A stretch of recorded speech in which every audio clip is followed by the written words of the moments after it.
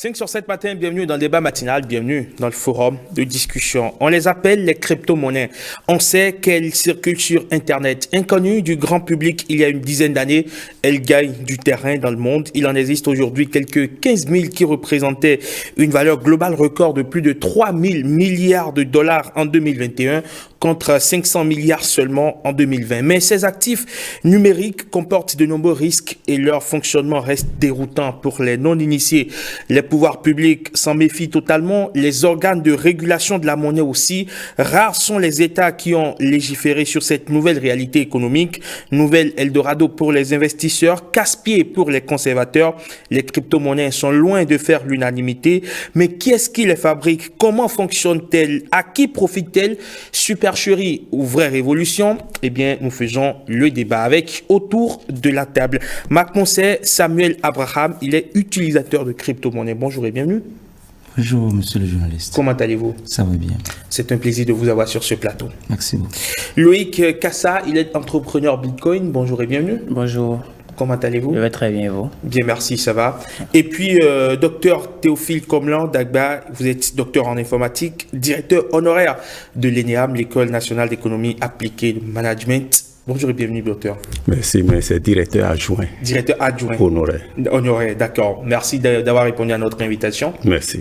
C'est un plaisir de vous recevoir, messieurs. Alors, avant d'entrer de plein pied dans le débat, on va voir ce reportage que nous propose Marcel Arrossi sur les crypto-monnaies récemment. Le sujet a fait objet donc d'un colloque scientifique de l'ANSLAB, l'Académie nationale des sciences, lettres et arts du Bénin, sur le campus d'Abomey, vie, mais avant, ça a fait aussi objet d'une communication au CES, le Conseil économique et social. Tout cela donc voudra dire que c'est une préoccupation majeure dans le monde d'aujourd'hui. On suit ce sujet, on revient juste après pour débattre.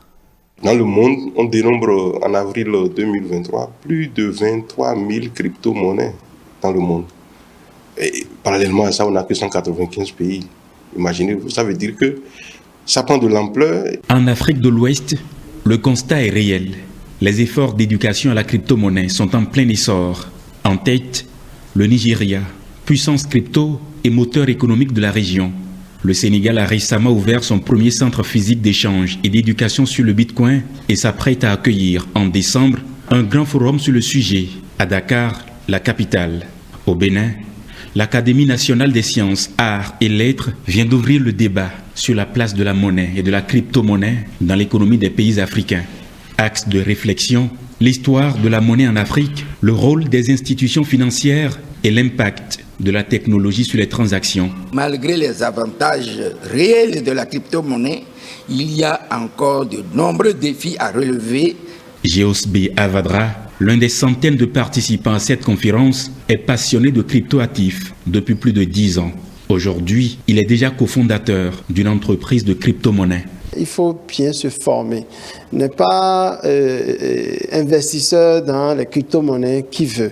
Ça a une forte rentabilité. Si vous maîtrisez bien les techniques. Vous prenez par exemple 1 euro, ça fait 655 francs CFA. Or, quand vous prenez la crypto-monnaie, ça fait 1 en Europe, 1 en Amérique, 1 au Bénin, 1 en Afrique, 1 peu partout. Donc ça rétablit l'égalité paritaire. C'est 1. Les transactions fiduciaires, c'est-à-dire qui se font à travers les systèmes bancaires traditionnels, se font avec le contrôle de l'élite. Mais les risques de perte sont aussi énormes. Vous pouvez être milliardaire en crypto-monnaie aujourd'hui, demain être pauvre. Parce que c'est la loi de l'offre et de la demande. Ce n'est pas suivi par une autorité centrale. En cas de perte, en cas de vol, vous aurez vos yeux pour pleurer.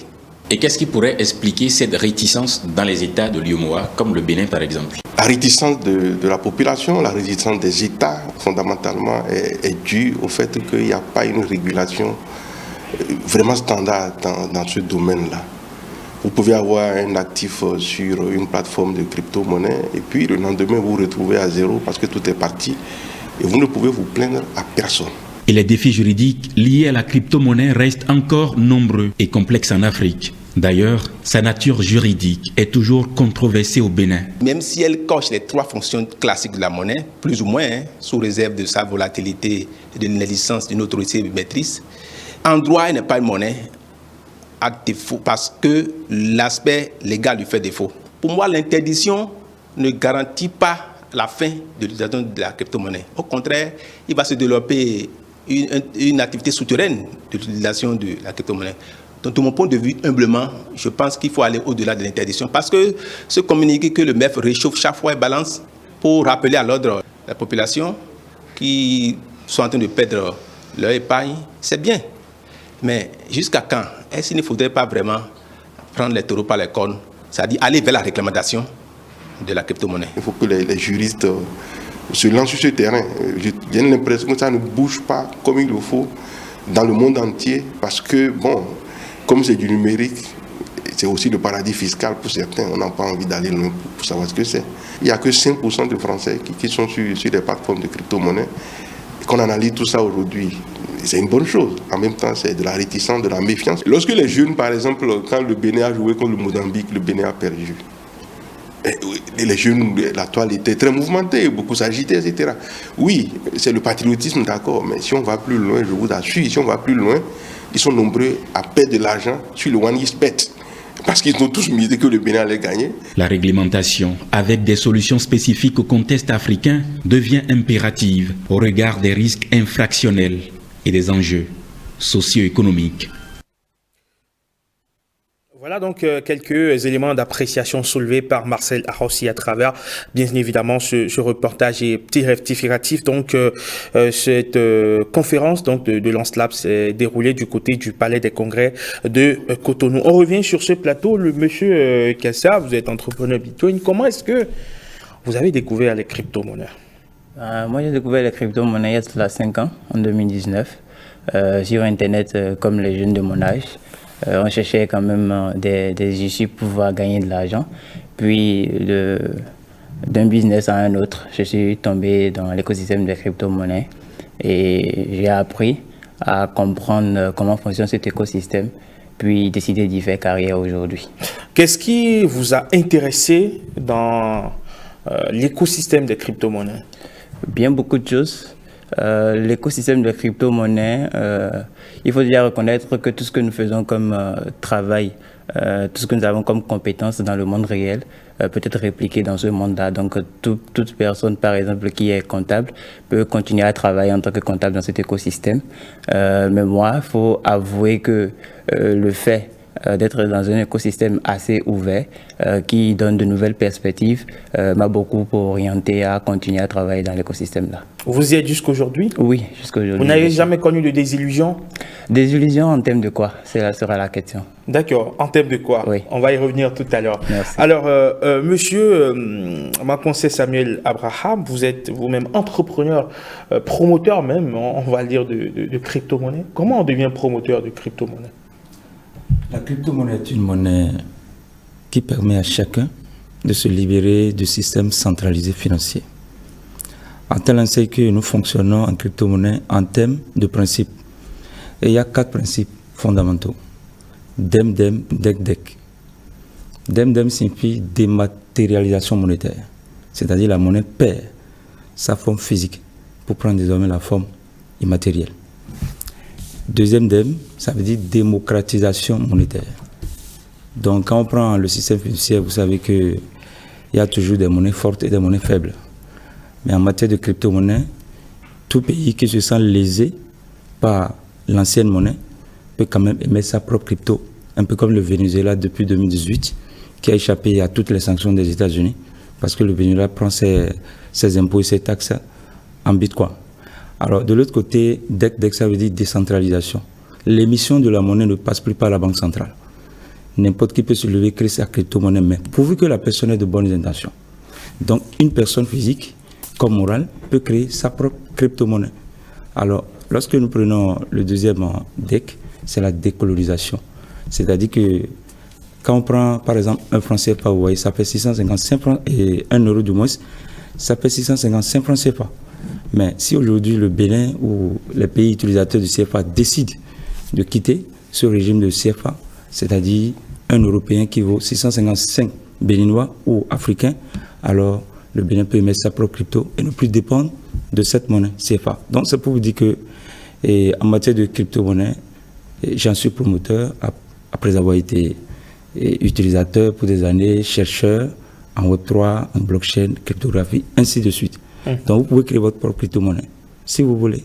Je me lève un matin et je crée ma crypto-monnaie. C'est une question de génie, et c'est une question d'ambition et de vision. D'accord, très bien. On va comprendre tout ceci. Professeur Dagba, c'est quoi une crypto-monnaie? Qu'est-ce qu'on peut comprendre par crypto-monnaie? Bon, merci beaucoup, monsieur le journaliste.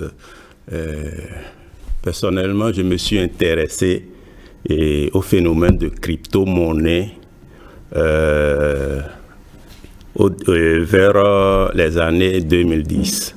Mais avant cela, en tant qu'enseignant-chercheur, je devrais m'intéresser au commerce électronique. Et quand vous faites le commerce électronique, vous avez beaucoup à faire avec les échanges dématérialisés. Donc, je me suis dans un premier temps intéressé à la monnaie numérique qui n'est pas la même chose que les crypto-monnaies. La monnaie numérique, c'est la forme dématérialisée de nos monnaies fiduciaires, avec une banque centrale, par exemple, derrière cela. Ce n'est pas la même chose que les crypto-monnaies dont nous parlons ici, où les choses sont vraiment décentralisées. Comme l'a dit mon prédécesseur, vous pouvez vous lever, créer votre crypto-monnaie. Mais ce qui est essentiel, c'est la confiance que les utilisateurs auront dans votre monnaie. C'est ça l'essentiel. D'accord. Alors aujourd'hui, comment est-ce que les crypto-monnaies fonctionnent? On parle de la blockchain, on parle des ICO. Concrètement, pour expliquer, d'accord, de façon, je vais dire, de façon terre à terre, à ces personnes qui nous suivent, si on doit schématiser un peu les crypto-monnaies pour que tout le monde puisse avoir accès à l'information de façon barbare, c'est quoi une crypto-monnaie? Bon, pour être simple, on peut classer les crypto-monnaies selon plusieurs critères. Par exemple, quand on prend le critère du processus sur lequel la crypto-monnaie est basée. Est-ce que c'est le processus de blockchain ou bien non blockchain? Le blockchain, c'est un système maintenant de sécurité informatique très en vogue aujourd'hui, où vous avez des blocs qui sont reliés entre eux. L'essentiel ici à retenir, c'est que ce que chaque bloc fait, tous les autres blocs sont au courant. Chaque modification qu'il y a au niveau d'un bloc, les autres sont au courant. C'est un peu comme je vous serre la main. Si vous avez la main chaude, je sais et je peux rendre compte à ceux qui sont en contact avec moi. C'est ça qui fait la force justement de la crypto-monnaie basée sur les blockchains. Toute modification est signalée à tous les niveaux et il y a un groupe ou bien c'est tout le monde qui valide chaque modification. Ça dépend de ce qui est retenu comme processus. Et un exemple de crypto-monnaie très connu basé sur ce processus, c'est ce que nous appelons Bitcoin. Et la plupart des gens connaissent le Bitcoin. Il y a aussi des crypto-monnaies qui ne sont pas basées sur les blockchains, mais c'est toujours sécurisé. Mais la plupart des crypto-monnaies aujourd'hui connues, c'est basé sur les blockchains. Donc, quand on parle de crypto-monnaies, les gens voient d'abord les blockchains. D'accord. Oui. En dehors de ce critère de classification, on peut aussi voir le critère de l'ouverture de la crypto-monnaie. Est-ce que c'est une crypto-monnaie ouverte à tout le monde, à travers le monde, ou bien c'est restreint à une petite communauté? Par exemple, le Bitcoin, n'importe qui à travers le monde peut l'utiliser. Maintenant, il y a des crypto-monnaies spécifiques, par exemple, à des activités bien déterminées, par exemple les jeux en ligne, stockage de données en ligne, où on peut être récompensé à partir des crypto-monnaies spécifiques. D'accord, très bien. Alors, pour Loïc Kassa, qui est utilisateur, donc entrepreneur Bitcoin, comment fonctionnent les crypto-monnaies? Quel est le mode de fonctionnement? Le mode de fonctionnement, je pense qu'il vient d'être décrit. Cependant, permettez-moi de réitérer en disant que ça fonctionne sous divers processus. On a des crypto-monnaies qui fonctionnent sous des blockchains ouvertes, comme le Bitcoin, comme on vient de le dire, qui est une monnaie décentralisée, qui n'est pas contrôlée par une autorité centrale. Donc l'émission, permettez-moi de faire la genèse de Bitcoin. En 2009, on a eu la création du Bitcoin. Déjà, en fait, on a fêté hier les 15 ans d'anniversaire. Ah, fortuitement, vous avez fêté hier. Ouais. Donc, en gros, vous êtes dans le prolongement de la fête. Bien évidemment. Donc, c'est un plaisir de répondre aujourd'hui à votre invitation. Hier, c'était les 15 ans d'anniversaire de l'émission du white paper du Bitcoin. Quand on parle de white paper, c'est le livre blanc, c'est-à-dire le livre qui décrit le mécanisme de fonctionnement, comment sera créé, comment sera émis ces crypto-monnaies-là. Donc pour le Bitcoin, on sait qu'il n'y en aura que 21 millions de pièces qui ont été déjà transcrites dans la blockchain. Ça ne va pas changer.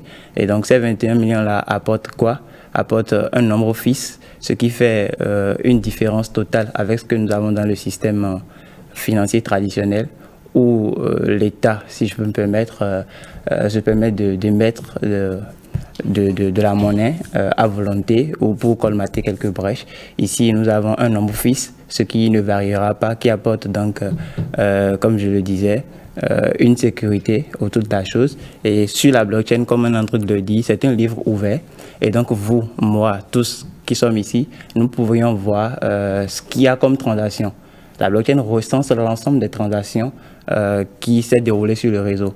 Donc, si vous, aujourd'hui, vous transférez un Bitcoin à M. Maponcé, moi, je le verrai. N'importe qui pourra le voir. Donc, c'est un registre réellement ouvert qui n'est pas sous l'égide ou le contrôle d'une personne déterminée. Donc, ceci fait quand même une force intéressante en ce qui concerne Bitcoin. D'accord. Voilà. Alors, on va y aller. Il y a peut-être certaines personnes qui n'arrivent pour le moment pas encore à comprendre le mécanisme. Ouais. J'ai 10 000 francs CFA. Oui. Je veux avoir des crypto-monnaies. Je veux investir en crypto-monnaies. Comment est-ce que je fais? Aujourd'hui, vous avez 10 000 francs CFA, vous voulez investir dans les crypto-monnaies. Vous trouvez peut-être une plateforme de crypto-monnaies pour échanger ces 10 000 francs-là en crypto-monnaie. D'accord. À part les plateformes, il y a ce qu'on appelle la vente P2P, c'est-à-dire de vous à moi. Moi, je détiens de la crypto-monnaie, vous en voulez. Je suis capable de prendre les 10 000 francs et de vous envoyer les bitcoins en contrepartie. Voilà donc deux moyens pour obtenir des bitcoins. Il y a aussi d'autres processus, comme le disait tantôt le professeur. Il y a des activités ou des applications que vous utilisez en ligne qui vous récompensent en bitcoin. Donc, pour acquérir des bitcoins, soit vous en achetez, soit vous travaillez pour en gagner. D'accord. Voilà. Et comment est-ce que on travaille sa crypto-monnaie ou on fait tourner sa crypto-monnaie pour gagner de l'argent? Oui. La crypto-monnaie, il y en a de plusieurs autres. Il y en a qui sont volatiles, il y en a qui sont stables. Les stables, on les appelle des stablecoins. Donc, c'est des monnaies qui sont adossées au dollar et dont la valeur équivaut. Une pièce de cette monnaie-là, sa valeur équivaut à $1. Celles qui sont volatiles, comme le Bitcoin par exemple, c'est selon le principe de l'offre de la demande sur le marché que leur coût est évalué. Donc, sur les bourses de trading, donc sur les plateformes d'échange, comme vous et moi, nous émettons l'envie d'acheter, il y a d'autres personnes qui émettent l'envie de vendre. Donc, l'action entre la vente et l'achat fera qu'on aura un coût moyen qui sera le coût du Bitcoin à un moment donné. Donc voilà comment on a... D'accord. Alors, monsieur Abraham, il vient de le dire, il y a des bitcoins dont la valeur donc, est adossée au dollar. À l'origine, les bitcoins, c'est pour s'émanciper justement de la monnaie classique, des devises classiques. Et pourquoi encore s'adosser au dollar si tant est qu'on veut s'émanciper des monnaies classiques? Non, en réalité, nous devons savoir quelque chose. Ce n'est pas les bitcoins, en fait, c'est les crypto-monnaies, dont Bitcoin est la mère. Vous savez, le Bitcoin a été volatile, est volatile et demeurera volatile. Ce qui fait que parfois, ça fait fuir ceux qui doivent venir au système, qui sont les lésés de l'ancien système. Mais à un moment donné, beaucoup ont pensé qu'avoir une monnaie, une crypto-monnaie stable, un peu comme l'USDT, va permettre de se réfugier pendant la volatilité mortelle. C'est-à-dire quoi? Vous convertissez 1 million de francs CFA, je dirais $1000, pour avoir $1000 de Bitcoin. Mais à un moment donné, au moment où vous êtes en train d'avoir les $1000 de Bitcoin, la valeur unitaire du Bitcoin est à $100 000, je suppose, ou bien à $10 000.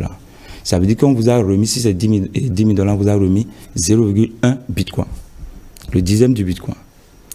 Dans ce cas, lorsque vous constatez sur le marché, monsieur le journaliste, que les $1000 que vous avez au départ, puisque la valeur du Bitcoin a quitté 10 000 pour se retrouver en deçà de 10 000, donc vos $1000 ont commencé par faire quoi? Par chuter. De peur de perdre la totalité ou une grande partie, vous allez vous réfugier d'abord dans un stablecoin. C'est-à-dire, si ça reste $800 de Bitcoin, vous convertissez pour avoir 800 USDT. Puisque USDT, ça ne monte pas, ça ne descend pas.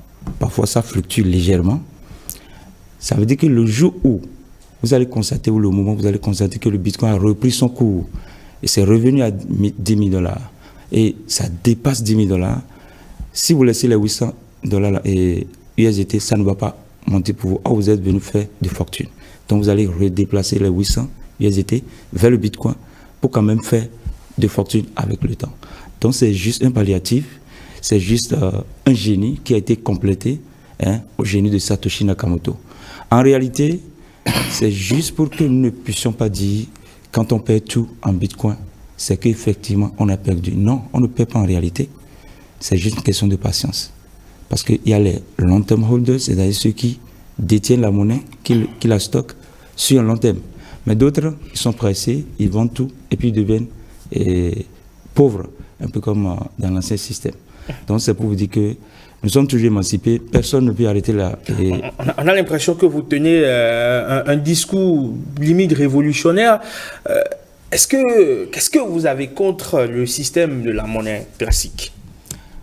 Bon, avoir quelque chose contre, non. Ce n'est pas qu'on a quelque chose contre.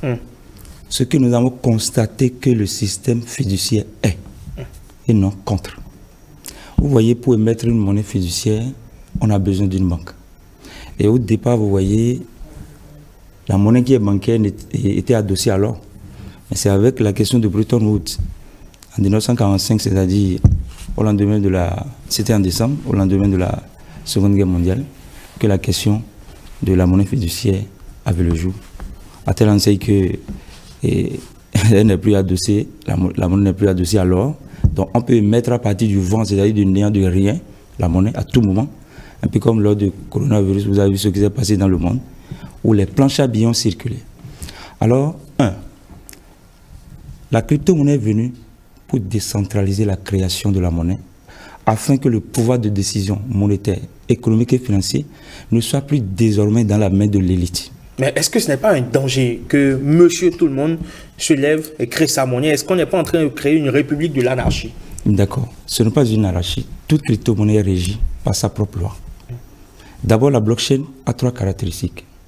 Nous avons d'abord la décentralisation. Et même si on ne parle pas de la crypto-monnaie, au Bénin, on parle de la décentralisation.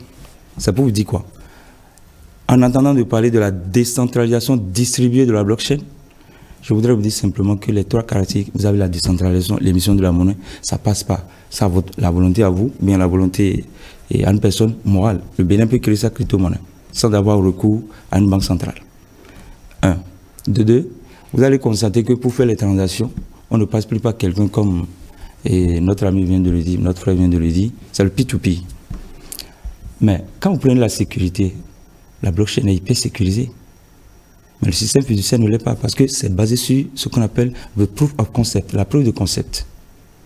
Nous ne sommes pas là pour utiliser trop les mots techniques parce que ceux qui nous écoutent doivent comprendre ce qu'on dit. Maintenant, quand on prend le côté scalabilité, c'est la rapidité. Vous envoyez de l'argent par le moyen fiduciaire, monsieur le journaliste, ça peut prendre des heures. Si c'est transfrontalier, ça peut prendre des jours, ça peut prendre des semaines. Parce que parfois on vous dit, vous avez trouvé l'argent où je suis pied, sinon, vous savez de quoi je parle. Mais en crypto-monnaie, vous envoyez, en tout cas en flash, c'est confirmé. Alors, ce n'est pas de l'anarchie. Simplement parce que c'est une communauté qui utilise la monnaie. Et dès que celui qui émet la blockchain l'émet, sachez que la personne n'a plus autorité sur la blockchain. C'est la communauté utilisatrice qui fait de la blockchain sa propriété pour faire les transactions ou le minage. Très bien. Alors, professeur Dagba, est-ce que les pouvoirs publics n'ont-ils pas peur de se méfier justement de cette monnaie hautement volatile qui est donc laissée, je vais dire presque aux mains d'individus dont on ne connaît pas forcément la moralité, dont on ne connaît pas forcément les intentions? Dans ce contexte, est-ce que les pouvoirs publics n'ont-ils pas raison de se méfier des crypto-monnaies? Merci beaucoup, monsieur le journaliste. Effectivement, le pouvoir public... Bon, avant tout, je tiens à préciser que tout ce qui est vu comme risque peut être une opportunité. Parce qu'en général, on exploite les risques. Les risques sont souvent exploités pour créer des opportunités. Maintenant, revenons à votre question. Les pouvoirs publics sont là pour protéger la population. Donc, c'est normal que les pouvoirs publics puissent s'inquiéter de la situation des citoyens.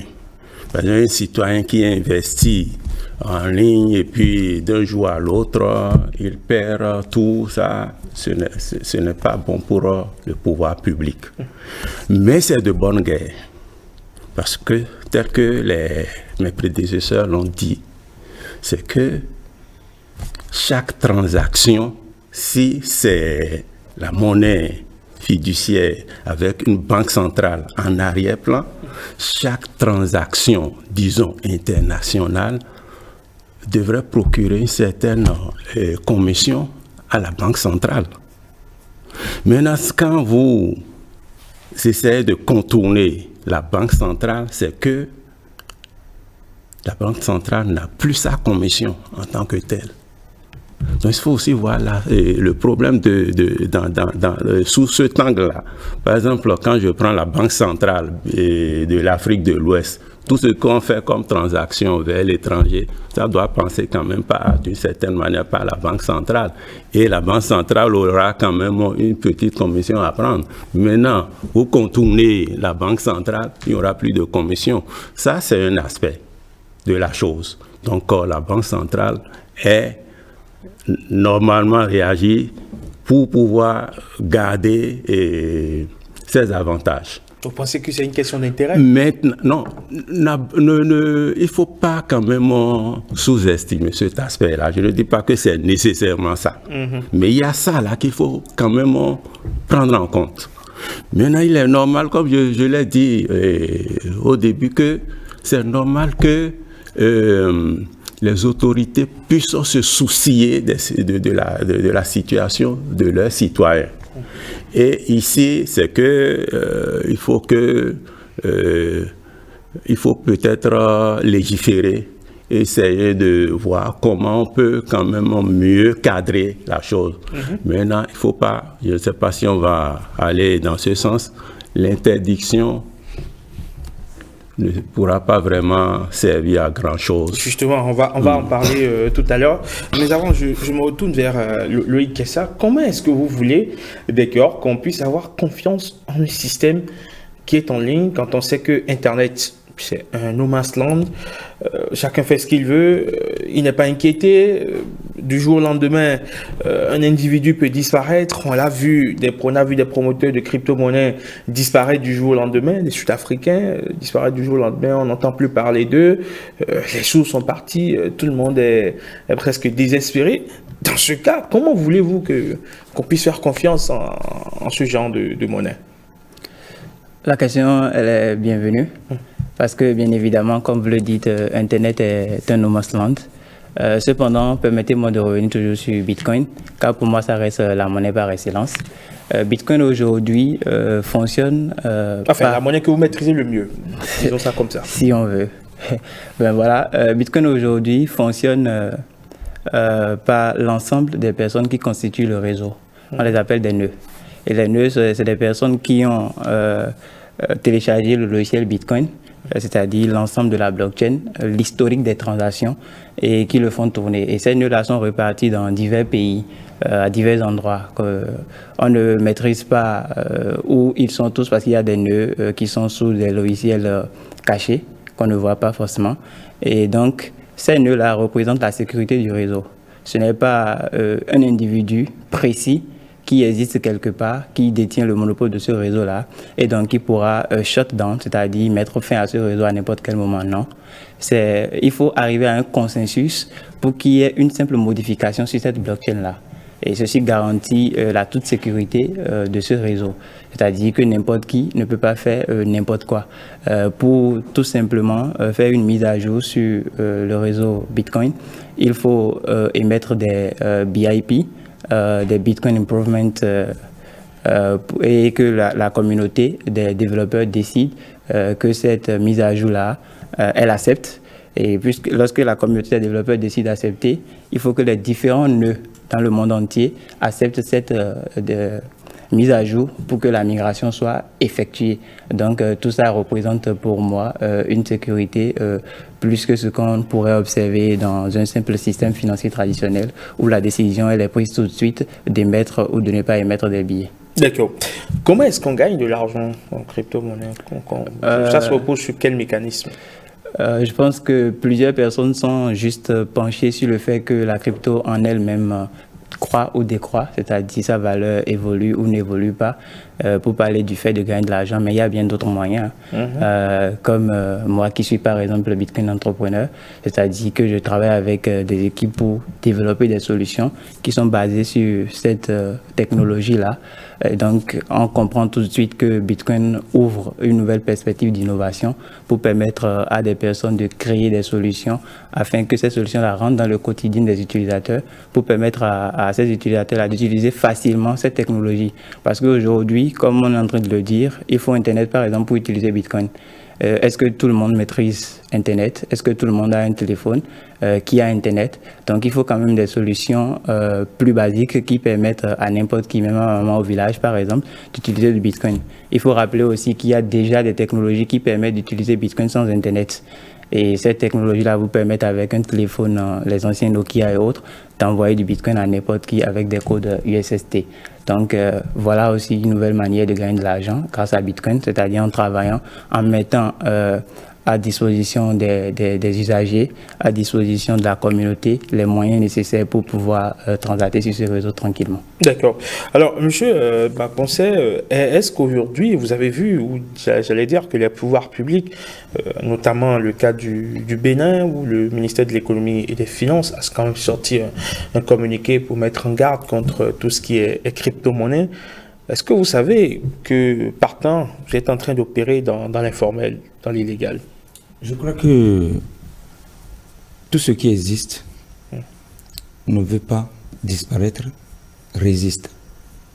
Mais à un moment donné, comme vient de le dire le professeur, la révolution doit emporter. Je l'ai paraphrasé. Ça pour vous dire quoi? Prendre un communiqué interdit l'utilisation ou bien la conversion dans la crypto-monnaie, étant donné que la monnaie n'est pas émise par une banque centrale. Et pour y aller, on n'a pas besoin d'une autorité centrale. Je vais dans Play Store, je télécharge MetaMask. Est-ce que celui qui a interdit l'usage de la crypto-monnaie le sait? Il ne le sait pas. Donc ça veut dire quoi? C'est juste une façon d'intimider.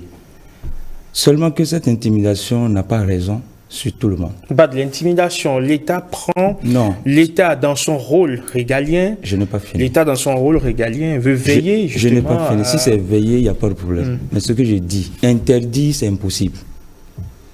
Parce que l'émission ne passe pas par la Banque centrale. Vous me suivez bien? Et non seulement cela, pour vous envoyer de la crypto-monnaie, le Bitcoin par exemple, je ne veux pas passer par la Banque centrale. Et vous n'allez pas passer par la Banque centrale pour recevoir.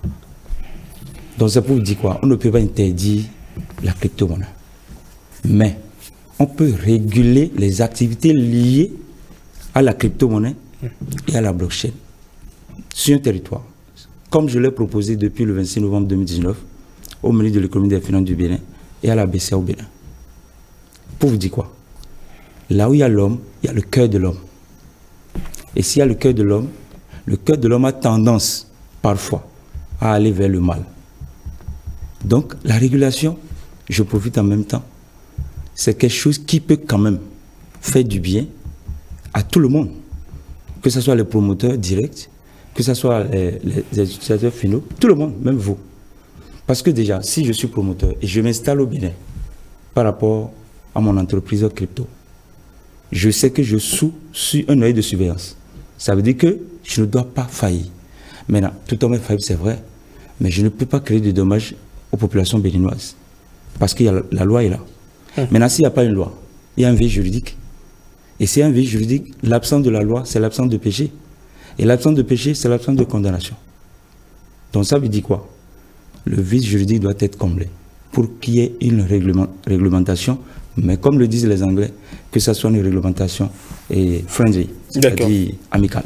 Voilà. D'accord. Alors, professeur Dagba, aujourd'hui, au regard de l'ampleur de la crypto-monnaie, est-ce que, à la limite, cela s'impose désormais aux États, aux décideurs?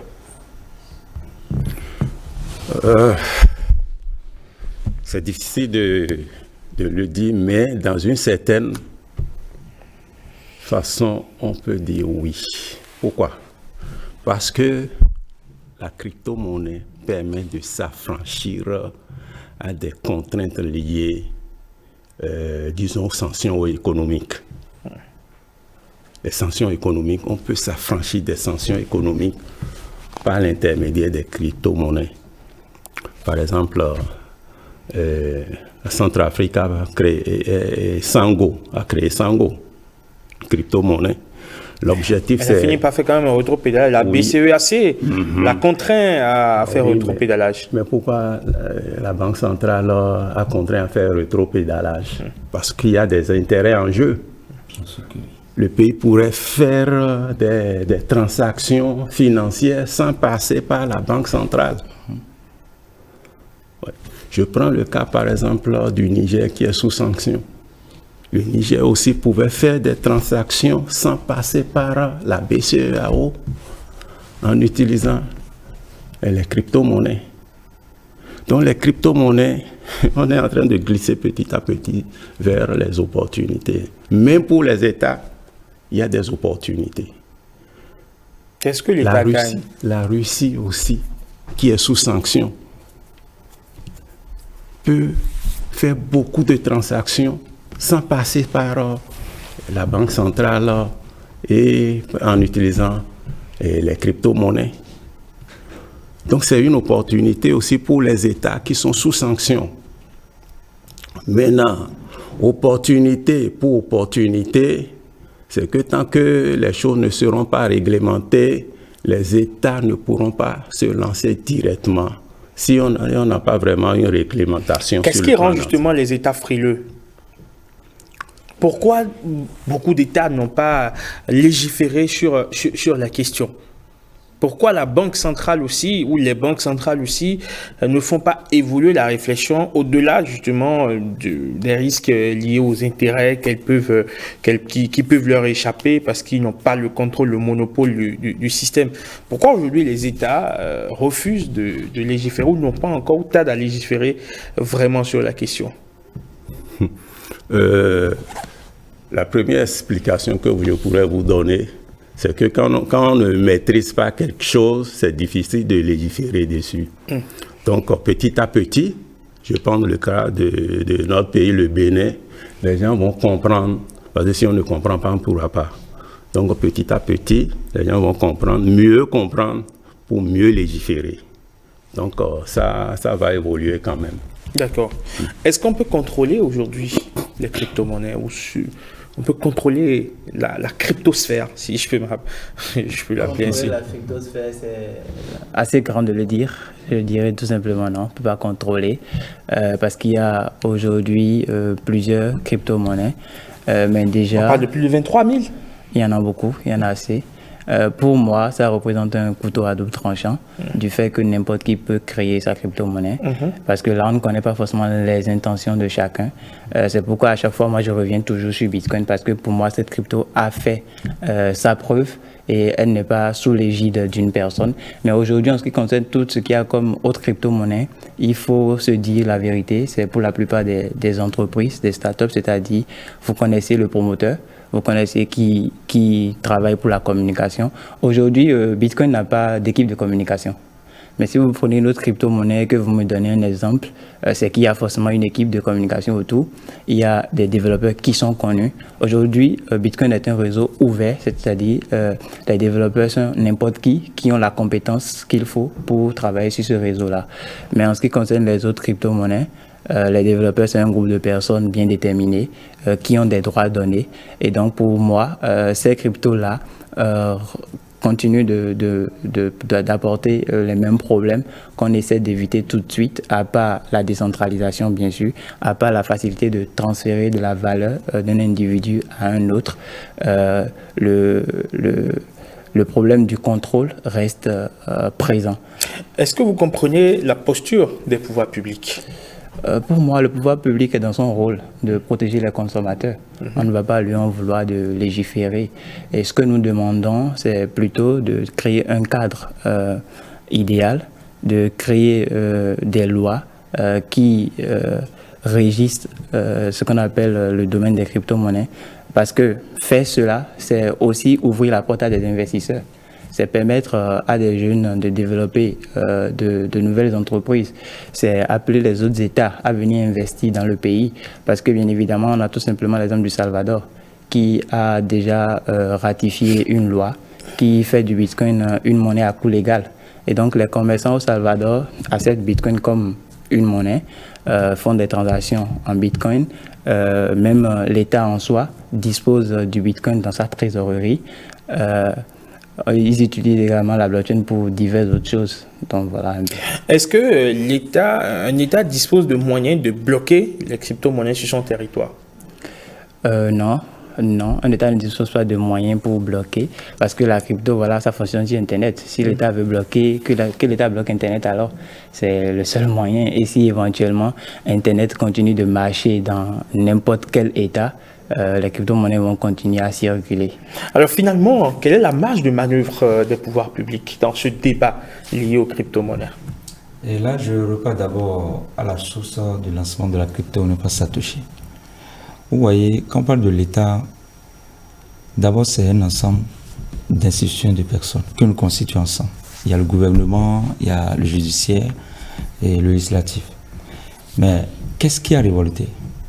C'est le cycle de crise économique.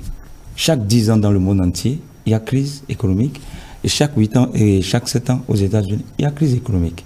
Pour Satoshi Nakamoto, le groupuscule de personnes qu'on appelle l'élite, qui est là, qui fait tout, sans et même consulter l'avis du peuple par rapport à l'émission de la monnaie, il faut lui arracher ce pouvoir. Pour vous dire quoi? La marge de manœuvre de l'État, aujourd'hui, nous devons savoir simplement ceci. Ça sera difficile de contrôler la cryptosphère. Très difficile. Vous savez pourquoi? Quand je prends la cryptographie, beaucoup aujourd'hui, vous ne les connaissez pas, moi vous me connaissez, mais beaucoup sont dans l'ombre, comme il le sait, comme notre grand frère le sait, et le professeur le sait. Beaucoup sont dans l'ombre, qui utilisent la cryptographie pour faire beaucoup de choses. On ne sait même pas s'ils sont au Bénin ou ils sont n'importe où. Pour vous dire quoi? On ne peut jamais contrôler la cryptosphère. Et ce qui a révolté, c'est la façon dont l'élite traite la majorité. Parce que le peuple constitue la majorité. De par le monde entier, la minorité a toujours fait souffrir la majorité. C'est ça d'abord. La cause du mal, c'est ça. Maintenant, la crypto-monnaie vient libérer le peuple de la main de l'élite. C'est l'élite qui cherche maintenant à régenter, c'est une régence. Parce que le peuple voit l'élite venir ou pas, le peuple continue d'utiliser la crypto-monnaie. Les gens iront sur Internet, ils iront sur Play Store, ils vont télécharger MetaMask, Blockchain, ainsi de suite, Trust Wallet.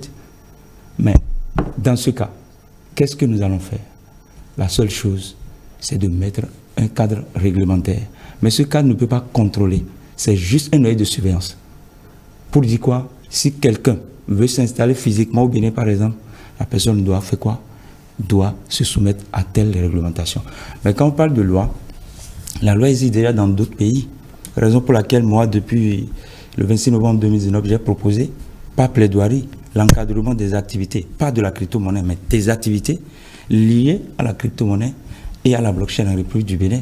Quand vous allez en Estonie, où ma compagnie est basée, Parce que quand je fais toutes les démarches ici, je n'ai pas pu aboutir. Dieu m'a orienté vers l'Estonie, qui, depuis 2017-2018, a déjà mis un cadre réglementaire par rapport à la crypto-monnaie. Ce qui a fait que ma compagnie Alpha Omega Global est basée là-bas depuis le 7 juin 2021. Aux États-Unis, au Wyoming, depuis le 5 mars 2022. C'est pour vous dire quoi? La loi existe déjà ailleurs. Mais ce qui se passe pour la plupart du temps chez nous en Afrique, c'est qu'on attend que les autres le fassent. On ne veut pas être avant-gardiste. C'est ça qui fait mal parfois. D'accord. Voilà. Alors, proche Dagba, au regard de l'enjeu lié aux crypto-monnaies, est-ce qu'on peut dire que cela représente un risque ou une opportunité pour les économies? Bon, comme je l'ai dit tantôt, tout risque est quand même source d'opportunité. Et toute opportunité peut contenir des risques. C'est ça. Donc, risque et opportunité, il faut voir ça du point de vue du citoyen et du point de vue de l'État. Du point de vue du citoyen, il y a des risques, effectivement. Et les risques, c'est beaucoup plus lié à la volatilité des crypto-monnaies. Autre source de risque, du fait que n'importe qui peut se lever et créer sa monnaie. Et puis, bon, vous ne savez pas toujours ce qu'il y a derrière, c'est aussi un risque. Un autre risque est lié à ce qu'on appelle ICO. Les ICO, c'est quand il y a... c'est-à-dire, vous avez un projet et puis les investissements, au lieu d'utiliser, vous utilisez la crypto-monnaie pour y participer. Et donc, quand vous créez un projet comme ça, ceux qui vont y participer, c'est des crypto-monnaies qu'ils vont utiliser. Et là, celui qui est derrière ce projet, vous ne savez pas toujours qu'est-ce qu'il a comme intention. Il peut disparaître du jour au lendemain. Donc, ce sont autant de risques. Maintenant, les opportunités. Autre risque, c'est que c'est plus facile de prendre les rançons en utilisant les cryptos qu'on est. C'est ni vu ni connu. C'est facile aussi pour ceux qui ont mis des sanctions. C'est facile de contourner les sanctions économiques en utilisant les crypto-monnaies. Je peux citer comme opportunité la possibilité quand même de gagner avec les crypto-monnaies. Comment on peut gagner? Nous avons parlé tout à l'heure de consensus. Le consensus peut être lié à ce qu'on appelle POW, c'est-à-dire Proof of Work, preuve de travail. C'est que dans ce cas-là, c'est que ce sont vos machines qui travaillent pour vous. Et on les appelle souvent des mineurs. Et on peut gagner en tant que mineur. Donc il y a beaucoup d'entreprises de par le monde aujourd'hui qui investissent dans les infrastructures en tant que mineurs pour pouvoir gagner des crypto-monnaies.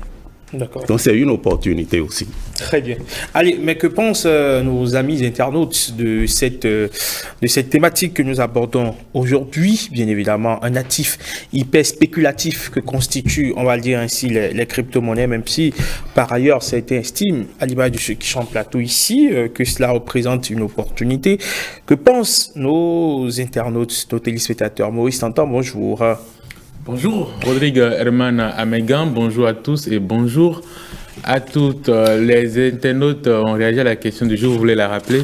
Que pensez-vous des crypto-monnaies? Croyez-vous en leur efficacité? Les dirigeants ont-ils raison de s'en méfier?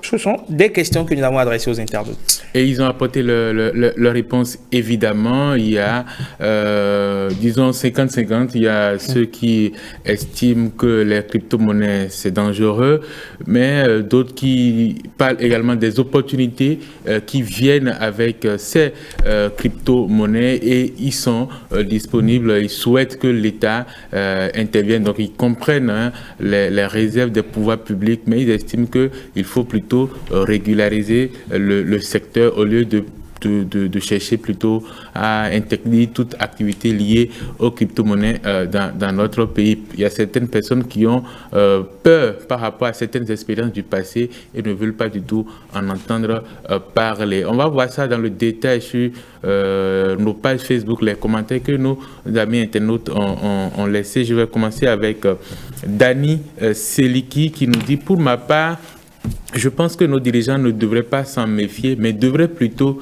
réguler le secteur en créant un cadre réglementaire adapté comme cela se fait ailleurs, tel que la loi MiCA en Europe. Le gouvernement, en sa qualité de garant de la sécurité, devrait pouvoir sécuriser les investisseurs en crypto, assurer la traçabilité des transactions effectuées en crypto, que ce soit pour les portefeuilles hébergés ou non, communément appelés les ledgers. Voilà donc l'avis de Dani Seliki sur la question du jour. Autre commentaire signé cette fois-ci de Grégoire Yabi. Il nous écrit « Dans une décennie, la crypto-monnaie serait peut-être le moyen le plus sûr et le plus rapide pour opérer des transactions. Et cela s'observe déjà aujourd'hui avec les achats et paiements en ligne. Le Bitcoin est déjà légalisé dans certains pays comme monnaie de paiement. Il revient donc à nos dirigeants de mener des recherches approfondies sur les crypto-monnaies. Les bons, il y en a, les mauvais existent également, prévient cet internaute qui a réagi à la question du jour. Marcel Zou nous a laissé également un commentaire sur la page Facebook de 5 sur 7 matin. Il dit « Les crypto-monnaies suscitent des opinions diverses. Leur efficacité, selon lui, dépend de l'objectif pour lequel elles sont utilisées. Elles offrent des avantages comme la décentralisation et la facilité de transfert, mais elles présentent également des défis, notamment en ce qui concerne la régulation. Les dirigeants ont des raisons, croit-il, de se méfier en raison de préoccupations liées à la fraude, à la volatilité des prix et au blanchiment d'argent. Cependant, certaines formes de régulation sont nécessaires pour garantir la sécurité et la protection des consommateurs tout en permettant l'innovation dans cet espace en évolution constante. Résume cet internaute. Encore deux avis sur la question du jour. On est toujours sur la page Facebook de notre émission. Trop téméraire, écrit Odilon Podo. Certaines personnes croient à l'efficacité de cette monnaie. Pour moi, personnellement, dit-il, cette monnaie n'est pas crédible. On va terminer donc avec le commentaire de Roland Bocor. Il parle de son expérience. Il dit « Ayant vécu l'expérience des spoliés de ICC et associés au Bénin, j'ai une mauvaise idée de tout exercice monétaire qui n'emprunte pas les circuits officiels. Déjà par le terme crypto, la chose repousse car ce terme signifie étymologiquement caché ou invisible. Il y a un flou derrière que j'ai du mal à saisir malgré plusieurs explications des accros et autres marchands d'illusions. J'aime prendre des risques, mais j'ai horreur des jeux flous. Je félicite donc les dirigeants qui s'en méfient, car quand ça tourne mal, tout le monde critiquera le laxisme des autorités, comme dans le cas ICC. Voilà en résumé ce que les internautes ont pensé de la question du jour relative aux crypto-monnaies. Merci beaucoup Maurice Tantan. Vous êtes plutôt crypto-friendly ou crypto-sceptique? Je suis plutôt pour l'innovation dans un cadre réglementaire bien précis et qui protège surtout l'individu. Merci Maurice Tantan. Allez, Loïc Kassa, pourquoi est-ce que ceux qui boivent l'évangile de la crypto-monnaie sont difficilement détachables? On a l'impression que dès qu'on y entre, il est difficile de s'en sortir. On devient limite accro. On devient limite accro. C'est une nouvelle innovation et tout ce qui est nouveau appelle à la curiosité. Et chaque fois qu'il y a une expression chez nous qui dit qu'on est tombé dans le rabbit hole, c'est-à-dire dans le terrier du lapin, et c'est un terrier assez profond que lorsqu'on continue de fouiller, on tombe sur des choses vraiment intéressantes qui nous donnent la force de continuer à creuser. On tombe sur des opportunités, on tombe sur de nouvelles perspectives en ce qui concerne la situation monétaire pour les différents États. Très bien, merci beaucoup. Vous êtes donc Loïc Kassa, entrepreneur Bitcoin, c'est bien cela. Ouais. J'espère que j'ai bien prononcé. Oui. Merci également à vous, ma conseil Samuel Abraham, promoteur donc de crypto-monnaie. Merci d'être passé sur 5 sur 7 matin. Merci également à vous, docteur Théophile Comelin d'Agua. Vous êtes docteur en informatique, directeur adjoint honoraire de l'ENAM, l'École nationale d'économie appliquée et de management Merci d'être passé sur 5 sur 7 matin. C'en est terminé donc pour le débat de ce mercredi. Encore 2 derniers rendez-vous. Les sports à suivre de Blaise Adanko juste après la revue de presse de Marcel Arrossi. Mais avant, on reçoit pour vous un invité particulier. Il vient nous parler des annales scolaires, clés du succès. On prend une petite pause, le temps de le retrouver juste après pour en parler.